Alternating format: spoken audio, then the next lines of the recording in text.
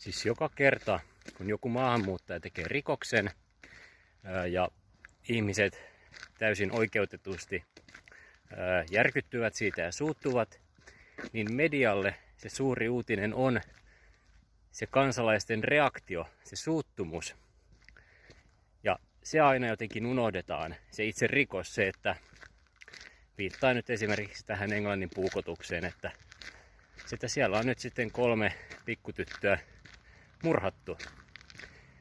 Mutta se ongelma on nyt sitten nämä mellakat. No totta kai voi sanoa, että mellakat on väärin ja ongelma.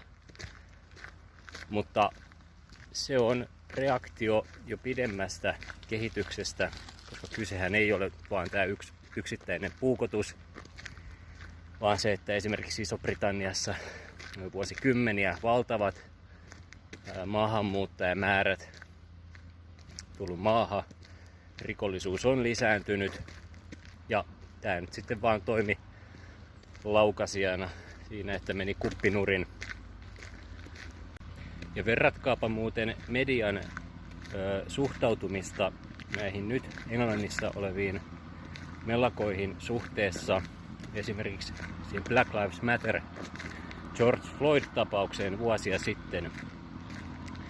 Siis yhtä lailla silloin Yhdysvalloissa paloautot ja kauppoja ryöstettiin ja ihmisiä kuoli mellakoissa. Mutta ei silloin vaan media sanoi, että no, tämä on suurimmaksi osaksi rauhallisia mielenosoituksia. Nyt, mikä on käynnissä Englannissa, niin se leimataan yksiselitteisesti, että äärioikeisto siellä mellakoi. Tämä on äärioikeiston mellakka.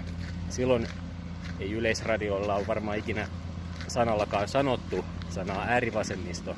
Sellaista ilmiötä ei niillä ilmeisesti tunneta.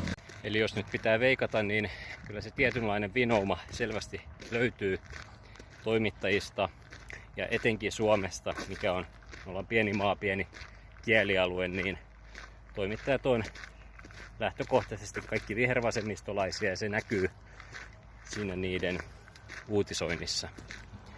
Tämmöistä.